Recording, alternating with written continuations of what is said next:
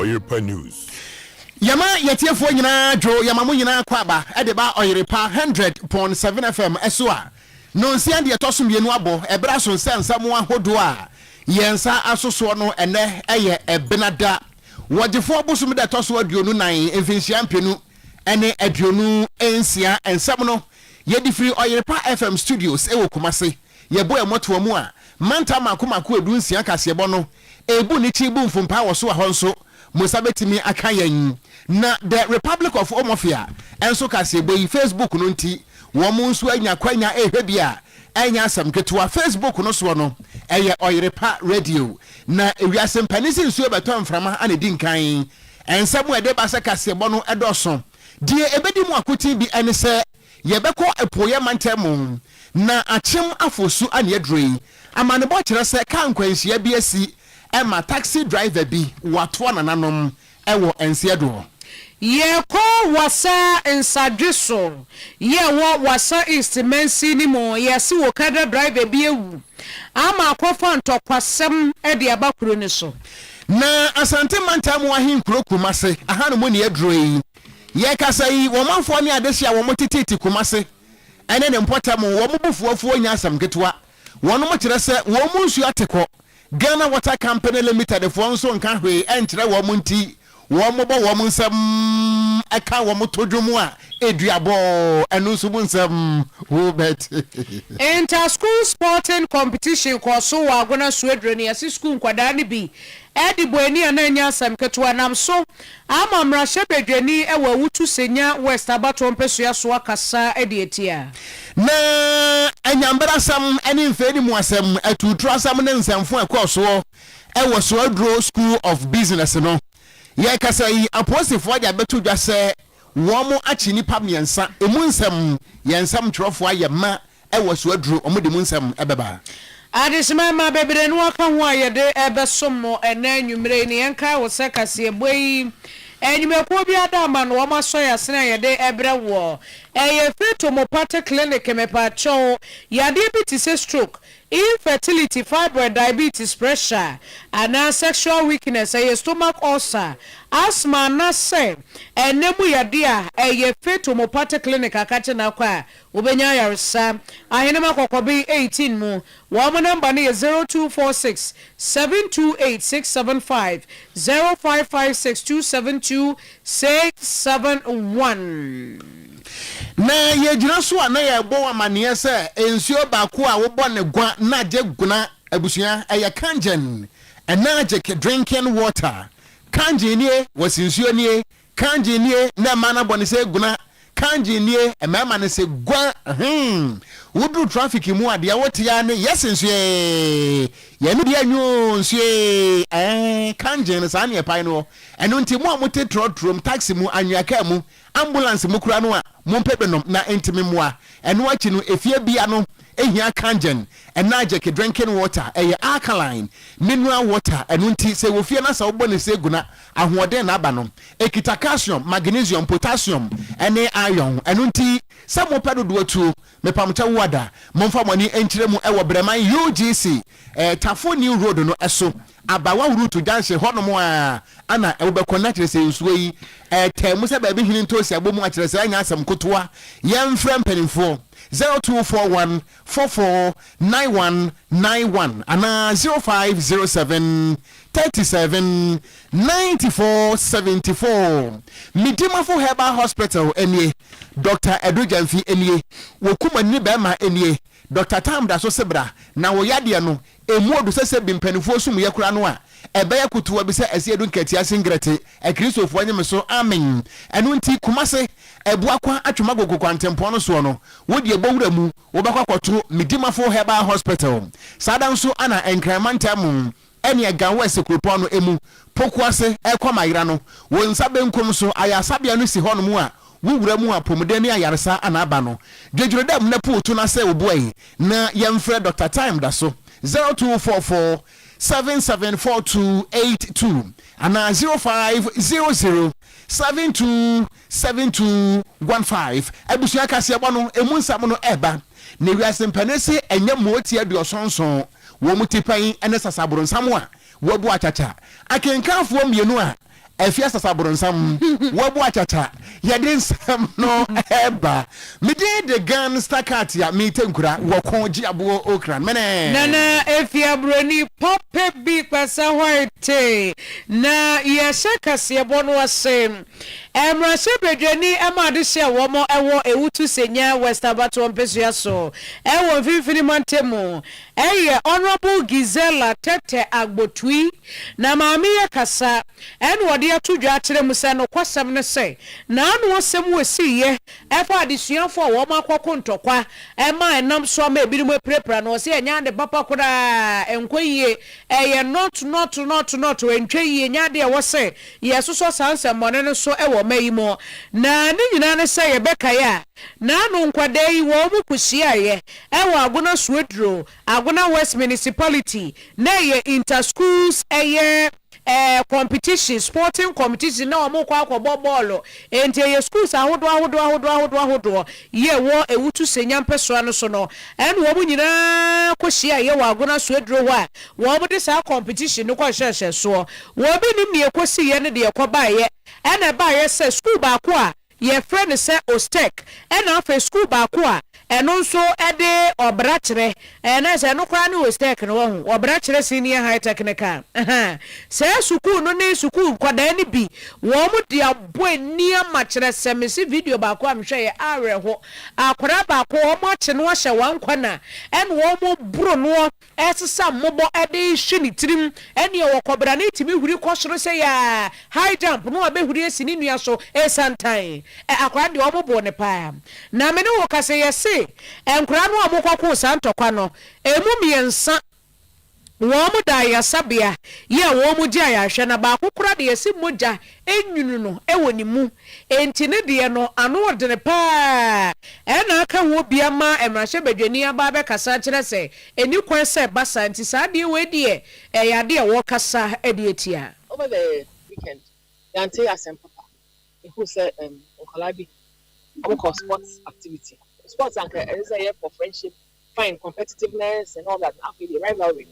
I'm saying it went to a different level. And the action that was taken, and then the Director General of GS, we share headmistress and headmaster. You see, I'm in about 20 minutes ago, we were meeting, and the actions that are being taken of a regional director of education, of a district and municipal director of education, and the headmaster of Swesbu, headmistress of Aztec, of Moko, and I think that there's enough evidence, there are enough viral videos and enough evidence to see them, to identify the children who did this. Thursday evening, so especially our tech students, I'm just a man students it be untrue. But when you can see from the videos who were culprits and who were victims and who were oppressors, let me put it that way, and I'm saying let things calm down a bit and then the investigation will be done. After so town boys, so town boys, so every P or Bracha. They were not Bracha town boys were not expecting this sort of reprisal. I just want to advise them, say, Mama yet, because you never know what danger you're going to come and face at another place. Only like you say, even the Step boys themselves, they fought back. But why do you leave your school or your town and come to another place to come and do this? What is it? If he had turned his head a little, and can one bet me about any another this is not what the children are in school for. You see, Mr. said the children themselves in your quiet moments, making sure someone will check you home. I just said, my school and Baby, everyone for one, because there's going to be disciplinary measures that to be taken against these students. And then, if that is not done, I'll be very, very surprised. But I know that they're going to do that because everybody takes a great exception. Many deputy minister of education, so Akasa. And see, and a minister of youth and sport was this was a sporting activity. We honorable Gizela Tete Agbotui. Why am Rashe Bedeni ewo ewutu senya west abato mpesua so. Na mianto akase bono so era so agine mu ewo emfimfie mantam no emu. Na empenisi se jai sayo wa nyai sayo a aya na jai man nkanso jai man ka enye yie wo bra bra hosem se ye ema beto dwa se Swedro School of Business ene won mo school fo yi wo mo ato de ahye nkwada ne bi so aburu bia prepre bie no eno anenam so ema eye Director General Emma Criminal Investigations Department CID ye maame COP Lydia Yako Donko ekopie mu ewo Swedro school ho na no de to mpanefo na anim se abonefo sa mu akoso ne ntino wo ma mpanefo 24 hours se mrantie no a edi mfe ni mu asam di nsem hunu ewudisam ani anyambra sam no yemfa won mo emrante saade a kowa ni kowa de obewu anu obewu ye kasa yi aposifo de abeto dwa kire mu se school ni mpanefo ade a school fo no miensa abre wonom na kire se mrantie miensa yesusu se wo mo nyina no edi sa abone ni bi a wo mo students wo Swedro School of Business yensa atimaka emrante no anase memoa no miensa a ye kasa yi wono mo peti akodi aposifo nsamo na enipa miensa ya che wo mo no de wodi nkan ni din ade Joseph Amo wo mfinhia aduonu ana Benedict Apia wo mfinhia no edu anwotwe ana Bilal Mahmoud wono so wo mfinhia no edu anwotwe na amanebo ne kirem se school ne mpanimfo ana eyere wonom ekura wo mo peti a eso a wo mo ase sese biobro na ponche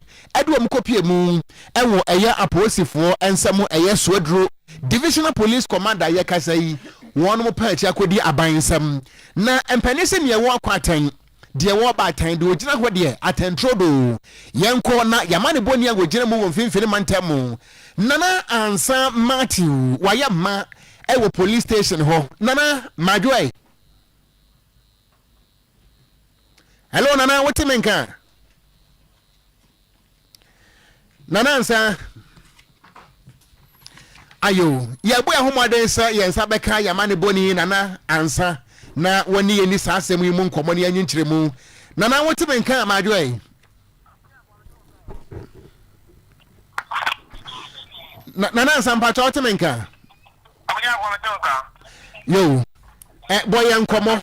na ukopie mu e wo Swedro Divisional Police Command no emu nsam atisan me no ka se ama to ya ni na sa ye de chia no and me no ka se for inside so ye kwala mi nsemwa now, planning now, yes, you have one year, Swedro School of Business, yes, one year for at the day. Most is a woman at Chester, and blast some of these my also, our school, brand school, area sport activities, and one of that chair, United States School, area now, upon the empire now, while I didn't say empire, or more airport, and it's a pretty one, it's a so when I in Canada, and I see I depending on one by the Miami Militia, or do go to our yes, and one more, or share your school for the said. Almost a year, 24 hours. Want to me, and one night, allow this and last time, one for one, and come here for number one, and you should make me a question. At 9 p.m. and Bruno near in theater, at school, can follow anything about what they interested down for that and say, what in kind of the altogether day. One tells one month, or that come here, I would not say, I could become a new Canadian. 24, I don't want to answer when I walk one, and you should, of course, never are. I want one more that seminar, you know, over to another year and then to the summer. Yeah, also a year of that change for Temino. But I mean, the paper represented 24 inside to me, I call. Nana, what they were so to for mono, oh, yeah, that bear potting, yeah, when you say, and Memo, I mean, sir, you don't be PMU, our court, I'm a Ganamra, a do one them. By now, well, I know what you're doing, Bratamino, I'm not going to bear and yes, which how I want to do a one night and see about the one touch in the assembly. Or more I shut there, and then you're saying that in my number to me, it's a kind of also, and I almost won't be. Then every year, I try about and yes, you can amend, you know, what my general could be more court. The paper in the before any of Colano, you come on, number to me, I'm born, I don't also want more that, or more to me, I call one that is a mother, I don't know, I could be more away, and court, I will buy out my money. You shouldn't be there. By money, you know, or I will be more away, not just a young man, or more at me at the Nana ma yana se eni amane boy na ayana mpanensi aboano wodi ne tuje na se wonturu ya wotire mo ntene enton kopem sa temu beba na court bedi akire no yerim se na nansa wonyi wa home enu ntie enso ya wa hanom a ye baji mu nsam edi asomatiefo ye da se anwumre yo enti yamane boni nana ansa Matthew edi amane boy efre Swedro ana benti e kasa yi afia memu amiensa ayeso wo mu nko school nko suade emehwe busua no emfe ni mu asem ewudisem atutrasem wo mu dinie Joseph Amo wo 20 years wo mpena no no a ja no Benedict apia nso mfinhia du nwotwe wo boy ne no a Jano ana Bilal Mahmoud nso mfinhia edu nwotwe enu nti mrantie mi ensa bone ye omo de sina nwamo a kosua da so yento akase ebo no so afia yento so Ashanti Muslim Women Association and womo ashari o wamsi minister biji womo asase enti aban ke bi ma womo na Ashanti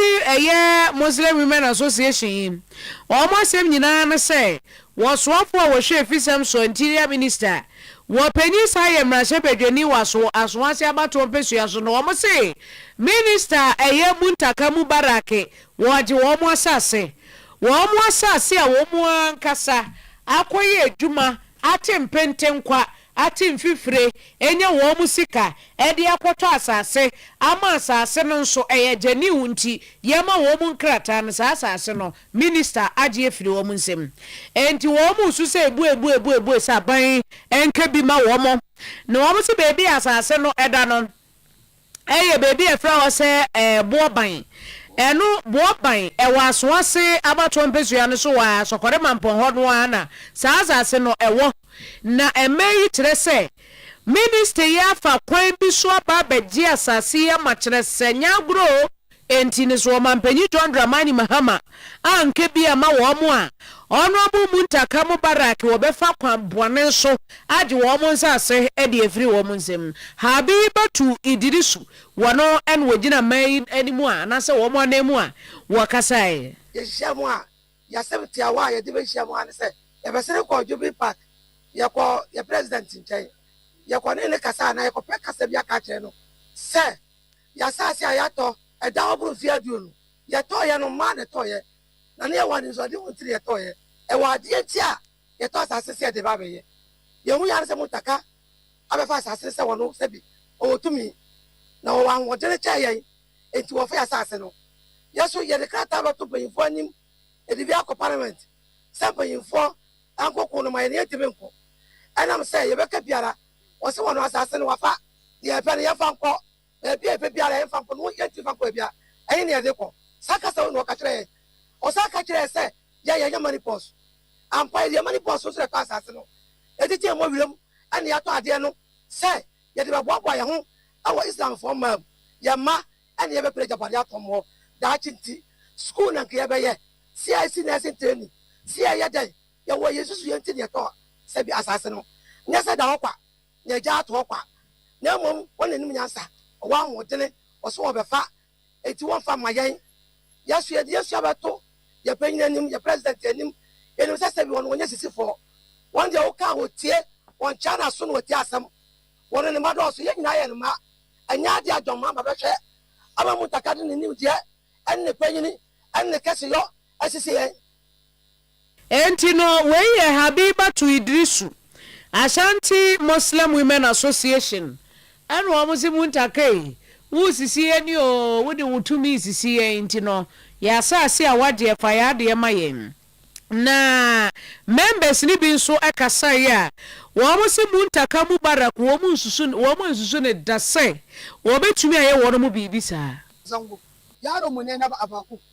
Muntaka muna hana ido mu kwana mu yi ma Muntaka addu'a har muna cewa Allah ya sa ya zama shugaban kasa ba president ba ya zama shugaban kasa amma tun gari bai waye ba Muntaka ya zo ya sai akan filin mu da muka yi wahala kan shi yau wurin shekaru 20 da yaran da lokacin muke goyo sun girma ya zo ya ce wai shi filin na Ibadu Rahman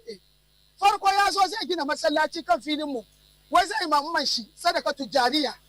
sai muka ce malama ta kira shi tace ba ta yadda ya ta wurin Ibadu Rahman nan da suka bashi filin nan ya ta ya gina kan nasu sai aka yi haka sai ta wurin ya gina shine yazo mu na mu zai kwashe ba su yadda adia ye hia ne se ye beje ya sase amaye ye mpa atwetwe bia ye wonkrata ye obutaya entia ye ntia e to sa asase ye gini ahode so enti ye dia ba omanpani animu se wanyi asase maye Ashanti Muslim Women Association for the Tewa Monkano. Mianto akasebo no so ye ka wo se ensamu a ebei yaboaboa no ne yatwa datum na nwusie no nam wemu ana ewura nkɔfoɔ da mu nkɔfoɔ dwumam ɛne nkɔfoɔ ka mu anya asɛm ketewa na yɛbɔdi wura mpase anya asɛm ketewa na adane nsonko nsuo wobɛtia ne foin na yɛtoa so ne akɔ nsɛm foforɔ emu a yɛkɔ akyem afosu ɛno ɛwɔ apuoyɛ mantam mu na awerɛhosɛm mu efiri hɔ ba deɛ asante bɛkwaefoɔ fɛn wɔsɛɛ ne yɛkyɛ kuro yi na adankranyafo agye so ɛkyɛ pawo ne nyina no ɛne sɛ long vehicle yi bi deɛ ɛfrɛ ne sɛ trailer no ne registration number ɛyɛ WR 1739-19 ɛne ɛnneɛma ɛso no ɛyɛ ammonium nitrate emulsions yi ebie ana wɔde firi ɛyɛ new abrɛ mu a na wɔde n'ani akyerɛ mu ɛwɔ takwa ɛwɔ atɔyɛ mantam mu na nna manebɔ ne kyerɛ mu sɛ wɔbrɛ a wɔnam kwantempɔ no so a wɔkorɔ no ara no wɔduru afosu yɛsɛ washing base bi ɛwɔ afosu hɔ atem afosu hɔ ana wɔhu sɛ taxi driver bi a wɔno nso wasɔ ano ne registration number ɛyɛ GE 6552-16 wɔno nso firi nkɔkɔɔ ɛde n'ani akyerɛ mu ɛwɔ new abrɛ mu na emirika a wɔdeɛ no wɔyɛ reckless overtaking ana kyerɛ sɛ saa berɛ no na truck driver ne hu dada nti wɔyɛ n'adwene sɛ wɔte asi fam ɛde ama taxi no na nka taxi no abɛsi atwam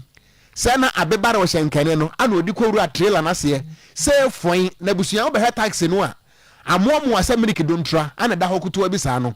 wɔhyɛ nkɛne a saa berɛ na wɔtwi ɛhyɛn no ɛyɛ taxi driver no ɛne ɛwush boi ɛgye ɛne kura no wanyɛ bi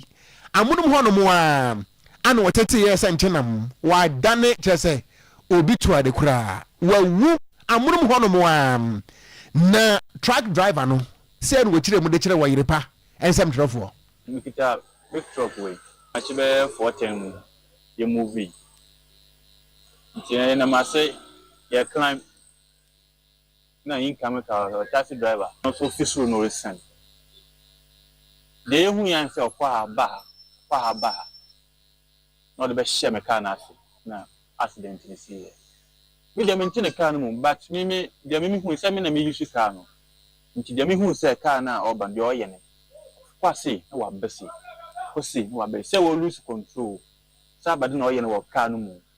ɔno hɔ no mu ntumi nkyerɛ nti me hu ne saa no me imagine sɛ me kwan kyɛn sɛ ne ɔbɛyɛ a ɔno so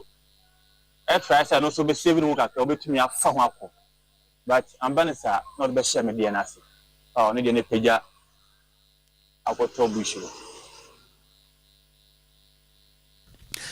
enti abusua ɔhyɛnkani a saa berɛ no na wɔtwi ɛhyɛn a ɛyɛ trailer yi ebie no ana wakyerɛkyerɛ mu kwan a taxi driver no ɛne wɔde deɛ no bɛhyɛ ne car na siesie foin amoamoa no a emu nsɛm ɛno no na wɔn mu a wɔn ani sam bie eyewitnesses no wɔn nso gyebrɛ na aberanteɛ baako a ne din a wɔde maa yɛn ɛyɛ nana abɔdwesɛ wɔn nso kyerɛ mu sɛ akwanhyia no ahemakye bɛsɛ nonum ɛmpɛ mu hɔ no a na sɛ nonum hɔ no a no anagye kɛyi emu nsɛm nie ɔmakye bɛyɛ 4-5 mu ha ya na bɛbie store ara mete sɛ car taxi bi firi nkɔkɔɔ kwan so na ɛba ana tanka yi nimont for car yi bi sɛ chemical wo mu sɛ deɛ enti no eti a sɛ ten bibi adi gben no ade korɔ ade me pɛgya meti a mehwɛ ya futu bi na wana pɛ bi dina aka mehwɛ edi ɛkɔ yɛ na tire na pai ama tanka no car no nso na yi ne tire front tire na pai ama diesel mi hwie gu saa enti na esuro obi abɛsɛ bɛkɔ enti me fa kyira sɛ ekodu a ɛkɔ taxi ni deɛ abobɔ gu hɔ no nipa nda hɔ no a wɔdam nsa kan si a ɛnyɛ hwee yɛ no hwɛ yi ana ja moto bi duru ha no fa nkɔfo na mu kɔfo le police force bomla yɛ kɔ yɛ deɛ na wɔwu yɛ kɔ no wɔwu oh me say pai sɛ deɛ kai tumi ti ha afɛ deɛ car bi enyi wɔn so ehu sɛ car kɛse mfa ne si hɔ no sɛ na taxi bi akɔhyɛ ase ɔdo ho a yɛ enti anyway nso ɛyɛ aberanteɛ akwanhyia yi esiyɛ na wohunu bie ɛte deɛ ɛkɔ so na wɔkyerɛm sɛ wɔte sɛ biribi agye pɛn wɔkɔyɛ a taxi no ana amoamoa salomi na wɔ nipa hyɛ mu a wo akyekyedeɛ kora sɛ obɛwu enti emu nsɛm ɛno na fia nto aso Dansumai one more Mamprobi clinic one seven one more and a Dansumai command the police commander no one more ache abaye be a friend said Latifa Salifu na Latifa Salifu imamenka ne ho asem nkyerɛwe na no yeti kuromu ha be February 20th mu ho no baabi ane ade anase manze na wotwe mu baabi ene yete was ene yese akwara bi anasa abaye bi akwakowo ewo Mamprobi hospital wa we ka de CSO wo masa papa no enti enya agro owo wie ya ne ba wa he a yese akwara na yira obi tumi kowo no other ward na bia yese ekwadware ne ba ana yakwadware ne ba na wi abeto ne nkyɛn no obi so firi ne fie pe no abowura hospital wasanta no atumi akɔ ward o akɔfo obi ba de ase na motom no de kɔ etimi si saa nanso asemi ebiesi wɔ Mamprobi polyclinic ye won kran na enu mu na trese ba sa no ne CCTV camera si yeso omo kwaji hu video na oba no okɔwi akwada no wo mo ehwehwɛ no ne ni video edi adenteche ewo internet iso na nyamencha de posifo be mu ebusua no sokwa no wo mo ni breye pa ebusua na ni breye pa ya na nya agro na enu no wo mo kɔhwehwɛ 33 years ewraba wono ocheze wono kra no maintain story ne yeso wa wo mienu o wo se wono kura no awakɔwie obi ba no wa wo mienu na emom be ma no ne wo ye no be ma na asesa ne ma de kɔ enti no pa wo foforo ne obi foforo te wo pa wo foforo emma ene ne nkrofo mo ne te kura no mo kyerɛ sɛ na asem won mo ye ne ho so anyemonye wo behu ne bia no asa atade kakraka na ase nefu aye kese na ase ne na ase atata ne ade enti omo de eri mu okra do omo nim so onyem Wama dwi nyina ne se wanyem ti na anu a wokɔwie akwada no wo sɔre ahomache no okra wom so mekɔ wo abo doctor se memra na me time be so ne ene ne wo sɔre kɔye wom se eni ahekora ewie mu tete kakra bia ya akwada de kura no a wode abefie wo baaye a wosema wo ene efie hofo kyerɛ se wom ani gye ye pa wom kɔkye ano kɔkye ano ne ade na baaye ba akokora de ono no se ohu akwada no se akora de ense ne akwada akora o se asa akora ya wo ne ne ya no shadan sesa eni so obote se posifo so obi akowia obi ba ekowie kire na yesa oba no a wode akora ibe fie Latifa Salifu na asem ne ba ye no posifo che no ya wom de ne kogina mu e wo court na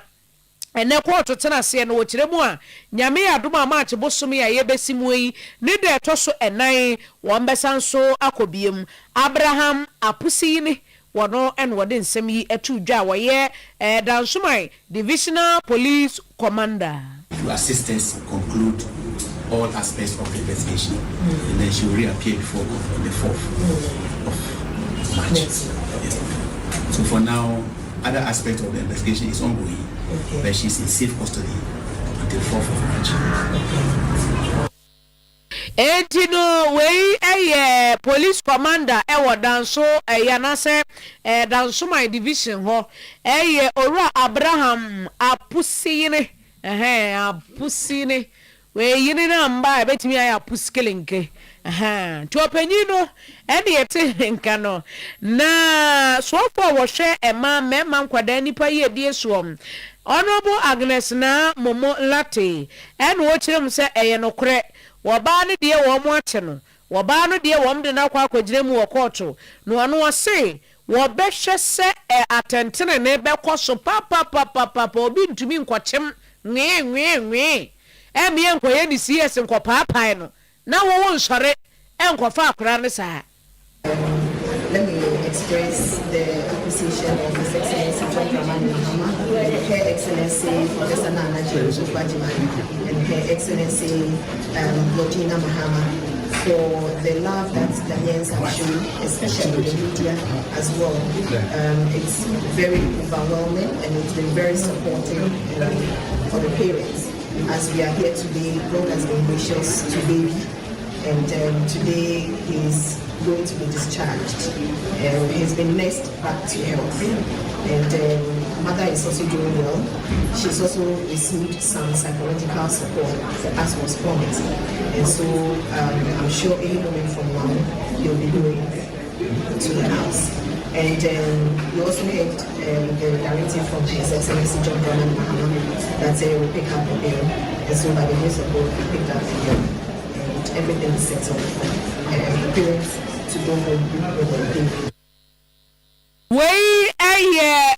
Honorable na Momolate. Why so for wa share e ma mema nipa nyina ye die so na ye ten nka no na obitimi ko obetimi asore agu awura hospital atwam nurse fo bie ni ho obie ni hospital ho etimi wremu a ko wura obi ward ekofa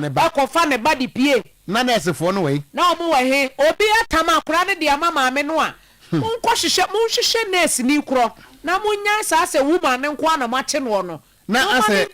ase nurses no bi if indeed says say womo I dey do sa boni ya na nurse ni no afa no ho adi ai na maame ne be da nya kokoduru ahunu se wo bi akwo na ne bada wa ha sei e da sei obewo entime nso me plan say sa da na ahomache me ko hospital akwa wo bi ana akwa akoda eye obi ne be edi woman no to that yes. enti police investigation no sahana modi aduru dia it is not enough it is not enough monko ho na ade am behu se eye nurse ni bi ana leading woman ni ana say here you see most of the nurses eye informant because obi aye say wa hihya no ho so opem for dia nantifie wa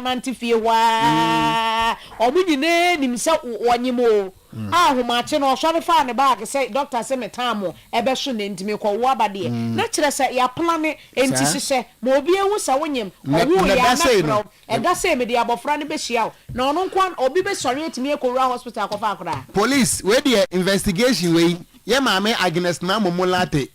wo me we the enye enough mo be dia mo be chi a nurse in the line mo de na munya say adwuma na mayen awo ya o papa awo ya say amwanti nya wisi we ono kra say so fa no nkwada bre mu a to aswe Ebradia abusu amianto akase bo no so ye konsem foforo mu a nana no waka to ho se aya na wo bo abrewa nana woti abakomasem na akwada de se bi ubetimi do ma mempokua adi agro na emom o papa ntohwe se bi eburu wotam to wonu mu a wo bete paw ne nyina no ene se nansan kumase ene ne mpotamo ensuo ho ayedin ye papa na Ghana fo nya duane di kumase ha ye nya duane di ene ye toyi amoate twene kon se gwa pampansre de a wo mene kosua nanso ensuo a wo benom na ye dendenden na no anenne kumase fo buafu o wo mo ate agumonten so akirem se dabi wo mo ntime ntena se ema se bi eduadu mfrane mesikotia na wanje bode betem ema se bi aboa petekura nso ema tete mfa nkoye bode kokoto na aboa petekura yi wodin ye light soup onye wodin ye jollof nso a enye ye ayabufusam wo mo kire se Ghana Water Company Limited anye bibia amfa wo mo nsuo no a ema no ho ewo kumase ha na se nso no wo mbekwoso a the light bill any water bill abre wo mo a ene Ghana Water fo mo ntwen wo no mo na bills akese na mo de ba wabra ensuo nso maye ewo kumase ha no mo be kire ba bia mo di free ba wo mo ekire mu se Ghana Water fo enhu adwene da wo mbehuru bi na ade ba ko abufu pa no ene se de akoso enyina no ye wo public relations department ema Ghana Water Company Limited wo mo ye wo mo adwene kura se wo mo ebo Ghana fo amane empokura no kumasefo ye ebo mo amane aka kirem se o die nti a ensuo no ema no bia eye ABCD wo se Ghana Water fo nkan hwe se mbeka ya be se bosome miensa elie ana wo manfo ne adehia wo mokura mpo woteshi no nwa ma mi chokola shibi ne mampuro bi ho ene ni oda yeku ene kire se brigade importem ho no mo de Sprinters Road ho ensuo maye na enkranfo de eyem se omunim duabo na mom kumasefo se wo mo de omunim bo edua no omunim bo wo mbepom to asepa de agu Ghana Water fo so mom yenti emunsam bani so ama Ghana de she me chai wona ami na ado bosu ni akiri yo bonukum bunukum fun bunukum tu ensu ma enye su kwa ne de yaduane aye de nan kasempo de de gale tre esre na me fragem godu fi a de be so abeto am ko de be na ba na me percent ka menya ipa na de be ni ba na enwu ko de be aba esre se mo hwensu no na mo nye nsu mu bibi emfa emaye see a person doom son as a bar. My young Musa doom son as a bar. Oh, ha cre near Dumuno, oh, ha cre near so, oh, ha cre near Dumuno. I know you Dumuno, but Tossa Sabra me free from himself and I saw the in him. Tiasra, so move him about. Na you dear bay.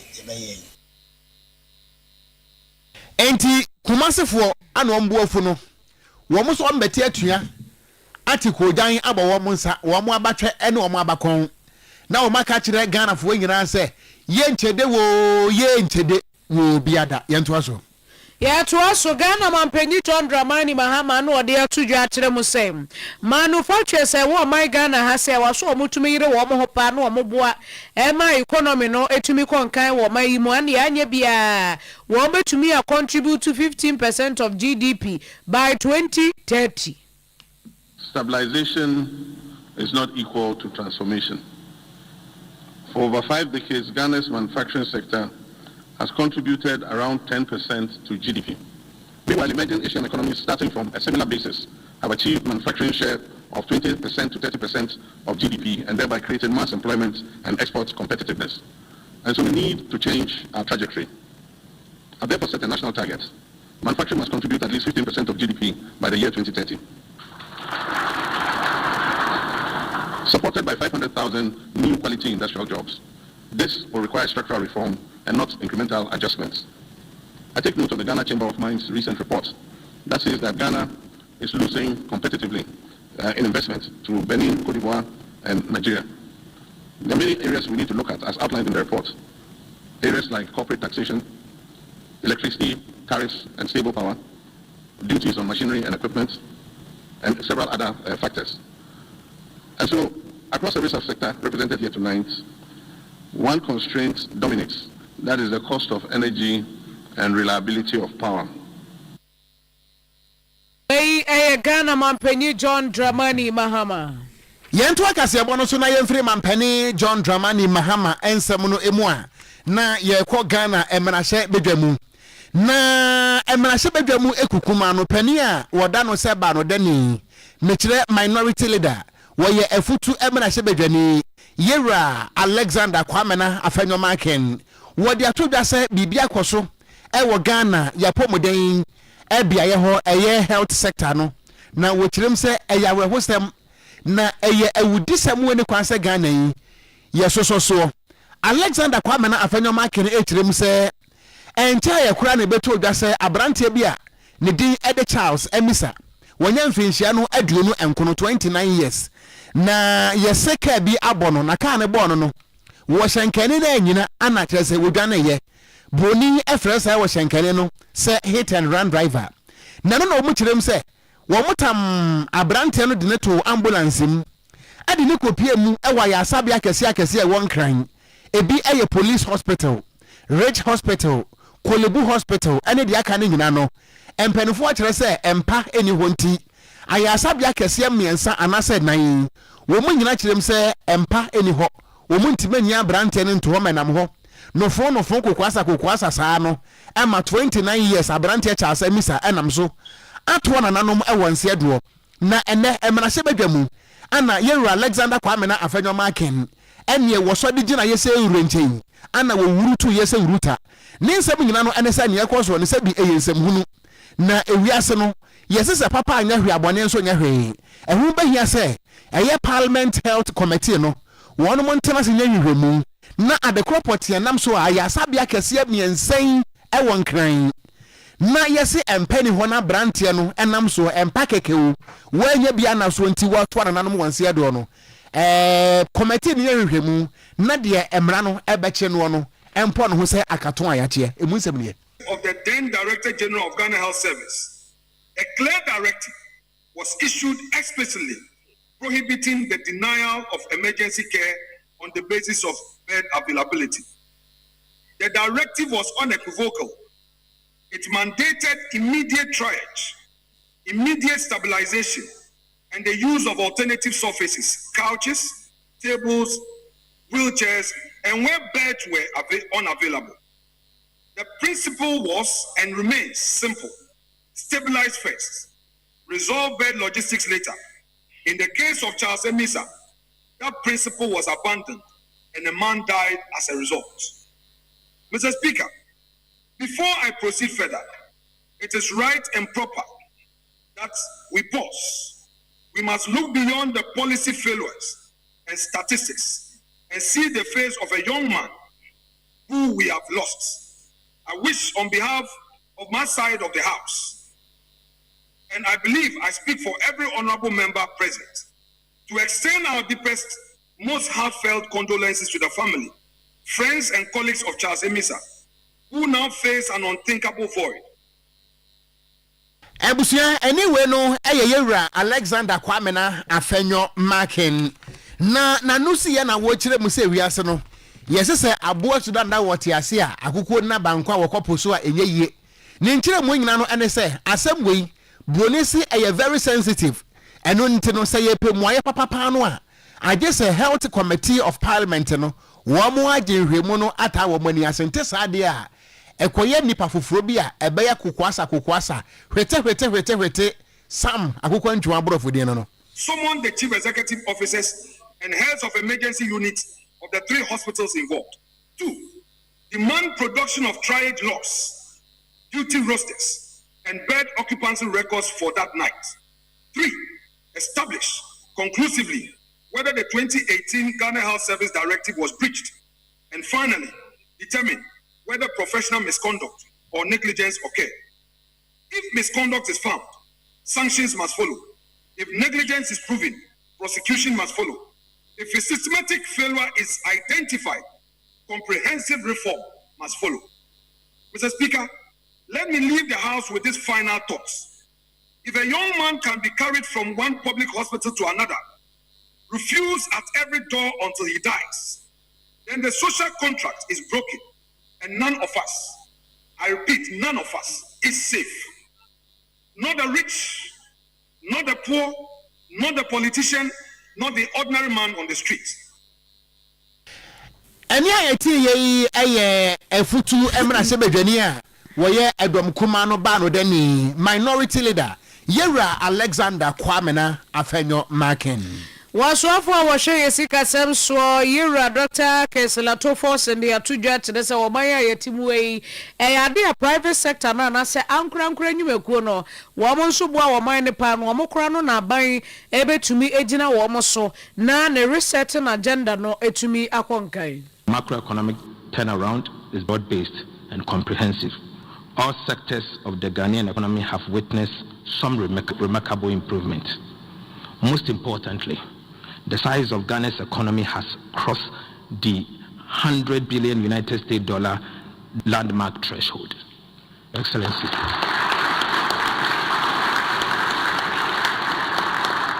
Mr. President, you inherited an economy that was valued less than $80 billion. But most importantly today, the size of Ghana's economy has crossed the $100 billion United States dollar landmark threshold. The size of Ghana's economy is projected to reach $140 billion United States dollars by end 2025, making it the 7th largest economy in Africa in 2025. The private sector can leverage on this expansion to support the economic transformation agenda of President Mahama. President Mahama's administration remains committed to sustaining these gains to create jobs and to set the economy on a path of strong growth and economic transformation. Any equity or sofa was she sika some so Yewra Kessel ato forsen. Yet once I'm so na that's why Jenamo ewa amemu no emu. Na besa na watche ene kakra ni anebeto odwa se Customs Division ema Ghana Revenue Authority one mo ache articulators maku 18 bia yesusu se enwo ene anwa ene niam ahodo bia yede afakwati kwan enam Ghana ya kwa so kwa kopie mu ewo Burkina Faso ne importemo ye kasa yi custom fo etimi ache na one mo kire mu se nipa kro no esanse wode fa akwati kwante no na esesa nka wotua eto be se 2.6 million Ghana cedis ema Ghana ban na nso ni nyina mu no kire se wantua ana wode fa akwati kwan na ene dwumadie bi akoso e won kran Kempiski Hotel na presidential engagement with the private sector na ɛno ana mampɛne John Dramani Mahama wɔde ato dwa sɛ wontimi ntena se da ɛma sɛ bi wɔkɔdeɛ ba wɔnyini mfra nkokɔ na ewiase no sɛ biribi abɛsa yi ame ate ne sua ɛnyɛ pɛmire kosua wɔbɛyɛ de wɔbɛtimi biara sɛ wɔn mu a ɛnam kwati kwan so ɛtwe nneɛma fɛsum aseɛ na wɔntua tax ɛtoɔ mfa ma aban no wɔntwe ɛmpene wɔmma gaba emu nsɛm ne Smuggling under declaration, counterfeit goods, and rebagging of inferior products are not minor infractions. They constitute economic sabotage. To stem this tide and protect our fledgling manufacturing sector, we will intensify coordinated border enforcement, treat trade infractions as economic crimes, dismiss and prosecute public officers found culpable, deploy technology-driven customs surveillance solutions, and rigorously enforce product standards. This government is determined to protect Ghanaian enterprises so they can thrive and grow.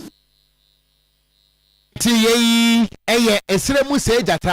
Mampeni John Dramani Mahama. Wheeling Way Recovery and Rehabilitation Center. One more abomadia kwa kopiemu. Ewo bosome frɛ ho mensi ni mu a wo makwakoye donation medical items a wo mode akoma Esiwa Health Center na panyi kwanchefo a woda ano Madam Lydia Abena Menu Adofo ono Oyerepa kase edi nkomo a wo kire die nti a wo mutu usa na mo no say you did a great job. You're looking at your facility, support. You go inside and you said there are more things. Yes, we are any of our more than has said, move back and so they are. He said, if we support, especially on a Kayakuma say. We are in contact with them. Kayakuma say, and drain this way the bag supporting. Last year, after 4 more share, a tea for Muti say almost so. You can't a woman say, we are almost the back. I bet was I do what after. Madam Lydia Abena Menu Adofo a waye panyi a woda Wheeling Way Recovery and Rehabilitation Center no na bosome fra ho district director ye wo hwa pomodensem so ye Madam Francisca Esinam wono so ekasai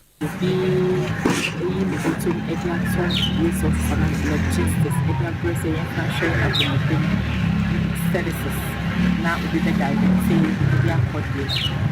and then appear was a meet to me is in Kitty say the district must say dear beside and donations so I will be the so we definitely some of the bus and say the best I for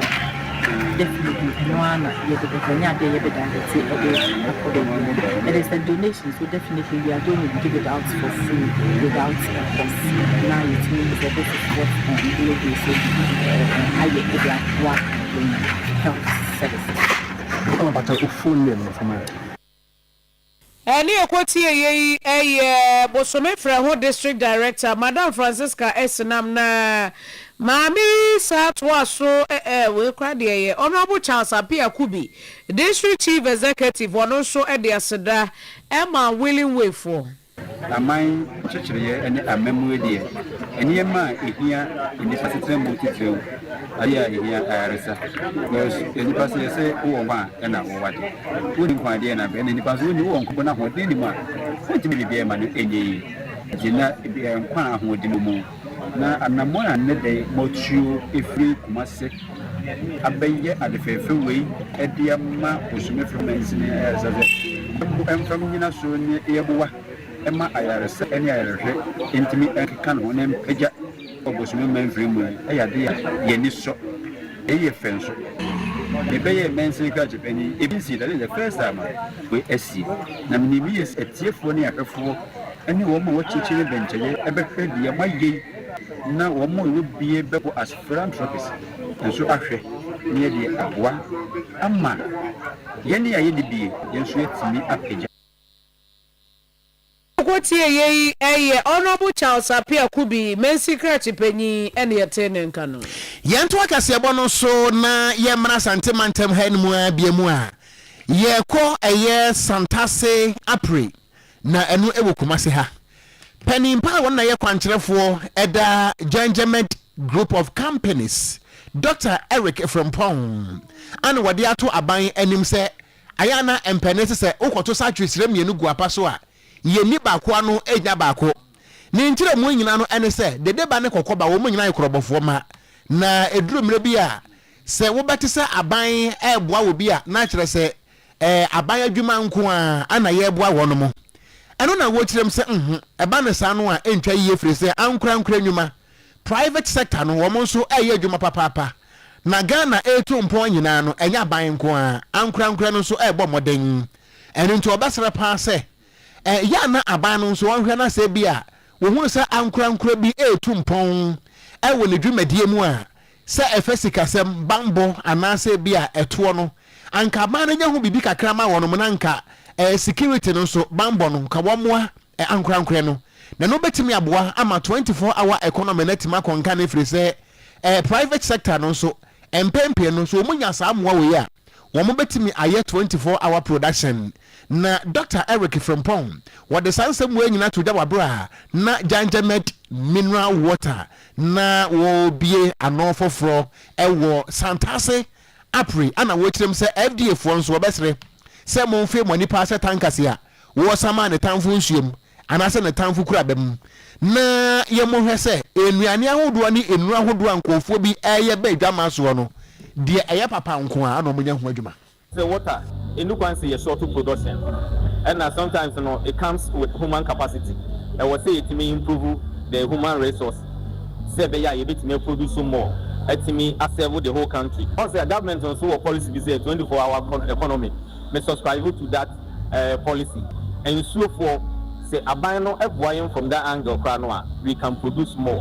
ebitimi serve the whole country enti may welcome 24-hour economy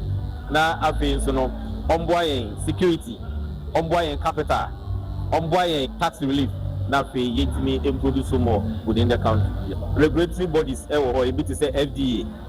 ewo ho and I think say they are doing very fantastic work adwuma we are ye no in fact omodi ya from pa say one certified one aspect of Ghana FDA will not agree with you and the fact that omo mayen the right thing you know, this will also expand their scope of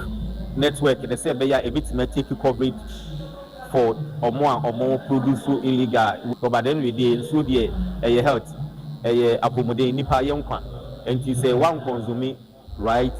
and I say source of drinking water no it's not from the right source and also bit business and so money at their bread panel. Dr. Eric Frimpong Manson and what the same way etu dwa wona kasa yemu Kwawu West Municipal Assembly ye we poye mantemu ene wo mo ye town hall meeting wo mo hia ye no ene wo mo akyerɛkyerɛ ne ma hodo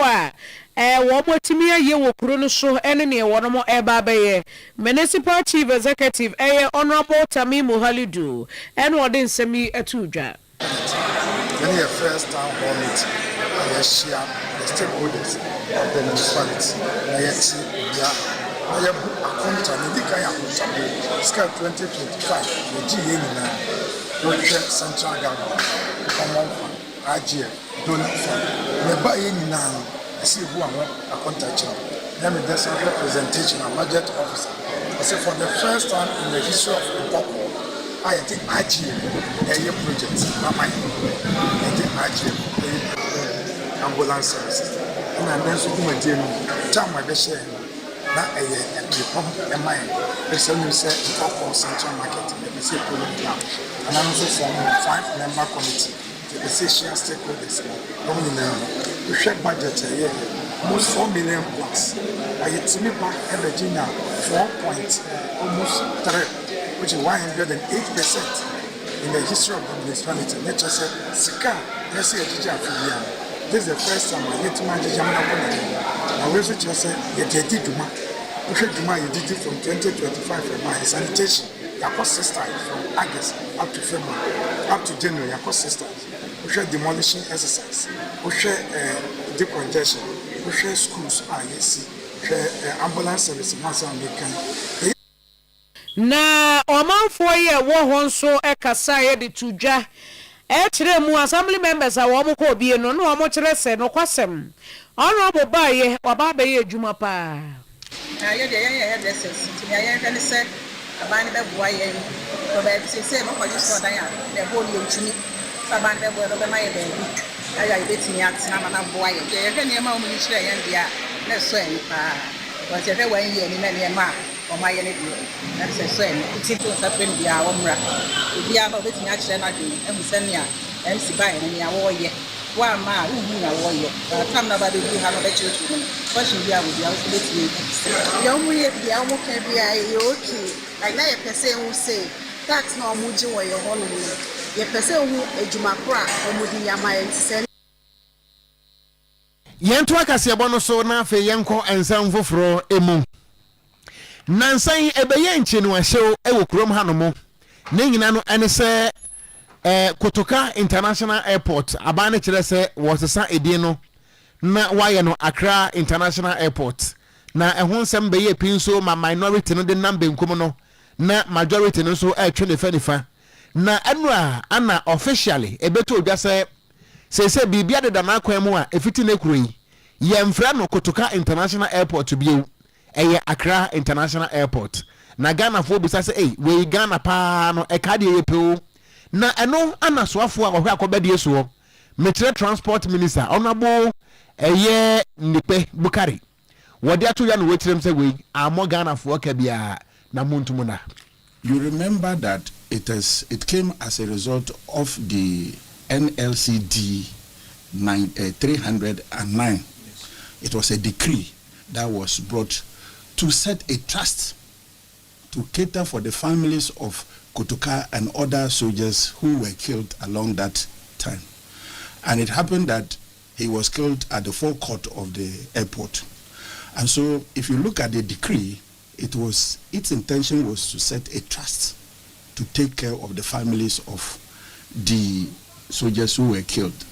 And so if you look within it, they decided to honor him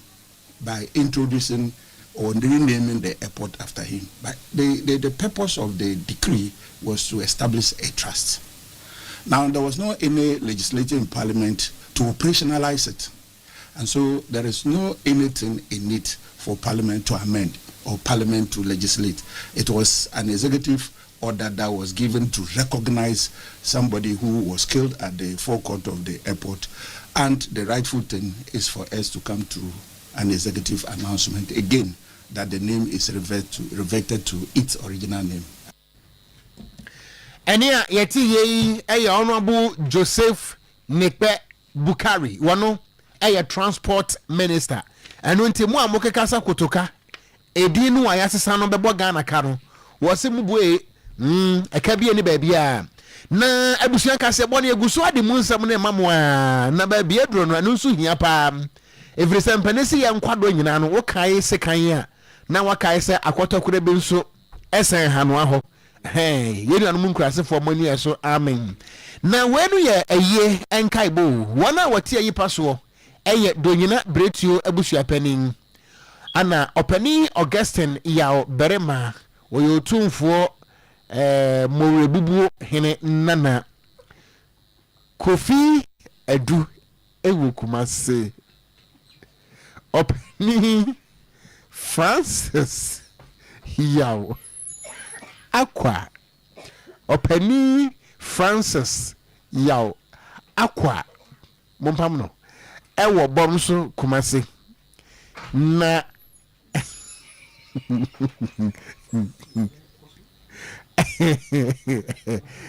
dia kwa so studio ha me nko na minim enuanom eye owura Edward Kese odonyina Mrs Janet Adama ewo Canada Hajia Fridos Nkroma ewo Tema Emma eye papa akwa Kumase owura Albert Philbert Belson Prempe brofudi ya de Mr. Albert Philbert Belson Prempe pharmacy Tech Methodist Hospital. Okay, now say where pharmacy okay you ate and Methodist Hospital and say hono Mrs. Magdalene the Queen where cashier Jada Foods Tema Mr. GY Ntiamwa a retired staff Gridco Kumase root Ntiamwa nti root pa de so de root wacha na ura Edward Yabua Yabua Coastal ewa Safo Mr. Ahmed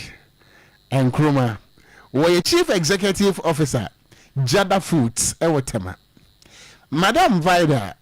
Jemfua we dwadini wo Kumase Mrs. Mabel Osei we dwadini wo Kumase ana Patricia Cheba Fonso wo Kumase woni abusuanka nyina de awraho wo so ne agyaado bui ana ese yiye afia ese Madam Patricia Kese adaya wansori wote ase ne fa no ante ya bedu wonye mfehia no aduosia ensia ene woba pani afra ntoma ne tintin mu a wafa ne bag a woni atiasefo edinkra na eye hu hyen se na tie abusuan kirem se nyame ya domu a memene da edi animu ya no eye February busumi da toso aduonu anwotwe eye wo mo abusuan fie wodo nyina ahemachi no nan no woba pani dadade empedua so na ofiri hono mo be ma no so de akodo nyina amusieye no akopene korabe abusuan basa betena se memene da kro no a wodo nyina funeral ground so fitia wia don kopi manwoma no nsia kwasiada ye first match no na ase som wo Danwell Baptist Church wodo nyina abusuan po asode a obesa betena se wodo nyina funeral ground so wia donko ekopem anwoma no nsia abusuan se ayie nkwaja wo eno nti if you so birthday bi okay edi abusuafo ye kwedi na chese happy birthday Enkoma Lloyd Okobe Eric dodo na friend Kojo Siasia Cantona our Sokoban Wood Village ehwo na oye adwuma Sokoban Wood Village ena Kojo ewonti happy birthday to you Kojo Siasia Cantona nyankopon hira wate na onya okese won peja ofa nkwa adumu watamfo nyina enkolo batre ewe Yesu dimu amen mo enti afia no ofre putuo jaba ye niama ntete nkoi me fe futuo ba na ba ofre putuo jaba ye niama ntete nkoi enti aye kabirisi sekabisi ba ku bi so aba big joe de ba ku bi aba happy birthday Kwama na Kwame we student ewo Rockies Place Academy ye wo Sokoban Pentecost Junction wa free ne mame Aisha ene batmatfon bijo ene betamax fo nyina ene batmatas ene batmatas we ai for joy no de bremi mam mo ma me no screen so na bijo njire die batmatas Betmax 4 Big Joe happy birthday to Nana Kwame umame Aisha any Betmax 4 nyina no omo show happy birthday nyame nhira ono anya okese omo nyini enye penyi papa Betmax na ebrofo and what if na Betmax no on for abeshe ho okay say enya nwanwa ukwasafo nso ayewo etokesiefo na you otro wa Batmatafo Batmatafo asemo ye company betna say na afia se wudu atwema akyeremade atwema akyeremade station ho no mo ma Felicia ya freno antena maame okay wonim se news no time beso a no ato stove no akwakotie news ansa na apasa ba ni oyade enti mama yada se in fact baby a wonfie aduru no a wode Oyerepa kase ebo ye nyankomade wa kyeremade ho no yada se papa ai antena maame on friend ma Felicia ntena mame enti ya da se o akere ma the station wa mo na yeso a empani betena se ene sofu boy tata ade no eye check dame kakra ne ade na msro na de bome wademiaba bui ya bom sa ade no na kasebo se mfo ye oru a Emmanuel Oduro Korea Jim McCliff executive producer Papa Sly Brajo Anna Bismarck Senior Archie wo ka bomu server room hono mo a wo de ye Facebook no eso na bra Amoate Junior na bra ofudi wo wiase Joseph wo anya bekura nkaye wono ana woni akua firi ye wono so na bra ofudi Oyeko oba we yada enti wo de bebo ye chiridom wo chira no mo a ompiepie mfidie no ema yen na afiase wo kina nso promise at 2 no guso ekoso ti wo kina na ye PBL staff day no ho ochina nye staff day mam he Friday na ye ochina na ye be call hospitals ochina na ye ko yakwa hwe ayafo no na ye charity kakra na say ebi mu ho a bia ye betimi eyi wo mo bo oda hospital ho na ana se niam bi wo ebetimi yakwa enti wo kina ye koya doye ena kohwe ayafo ene bedi nka Amoate ansa na yakọ ena efiada no mom ana ochina okuada na ye sa na ya wada no ye ne Promise Radio no ye nya bibia wo so se nwom to nko a aseda nwom ntontoma ye ye kire se be ye mara na mepe no sa PBL staff day ni efiada ti uba fi ha ye be fan games bebre ye nya hwe sada ye nya hwe wa ha ye nya adwuma de be ya na agronko a na ebedi agro agronko a agro no si omu ahodo ye wo ema agro ene ma agro na memenda na ye 28 nso aye football gala ensori ahodo na wono ebe bobolo inti no se bia onye metwero wudi a entwemu Saturday nti ne ya betumi afre so mi so 0543 403030 0543 403030 na kwesi ada no na chese efie ha ye nyina ye kwa akopie mu wo fire prayer ministry ye wo sokoban ne akwa akode nyame ase se wadom yen aboa yen ama ene Promise FM ne Promise TV nso enye mfinhia menu pepe what is say me can say ye bedi ema agro ne me agro no me refer to ebi a football ne ampe Amoate ebusam say ye be ye ma asem ye nya ma asem fi ha ye nya ma asem fi ha me de gangster cat ya me tenkura wo ko gi abo okra na mene efia nana efia broni pope bi Wesa white, what the yabba?